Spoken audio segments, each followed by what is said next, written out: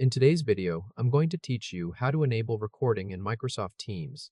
We'll walk through the recording enablement controls together, so by the end, you'll know exactly how to switch this on for your organization. Let's jump straight into it. Start by opening the Microsoft Teams Admin Center in your browser.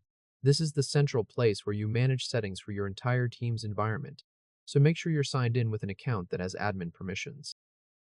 Now we need to open the Meeting Policies page. Look at the left navigation menu and click on Meetings. Once that section expands, click on Meeting Policies underneath it. This will load the list of all the meeting policies that are currently configured for your organization. Next, we're going to open the org-wide meeting policy. In the policy list, find and click on Global, which is labeled as the org-wide default. This is the policy that applies to all users across your organization, unless they have a more specific policy assigned to them. Once the policy opens, scroll through the policy settings. Keep going down the page until you see the section labeled Meeting Recording. This is the setting that controls whether users covered by this policy can record their meetings. Now we'll enable meeting recording.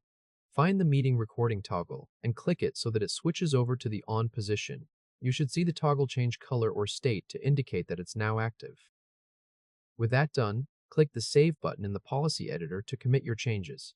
If a confirmation dialog appears asking you to confirm the change, click Apply in the dialog to proceed. After clicking Apply, wait a moment until the Teams Admin Center shows that the policy has been saved successfully. You'll usually see a notification or status message confirming the update has gone through. Now let's confirm the setting is enabled.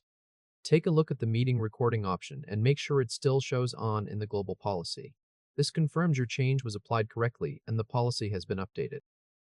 Stay on the global policy page so the saved on setting remains visible on your screen. And that's it.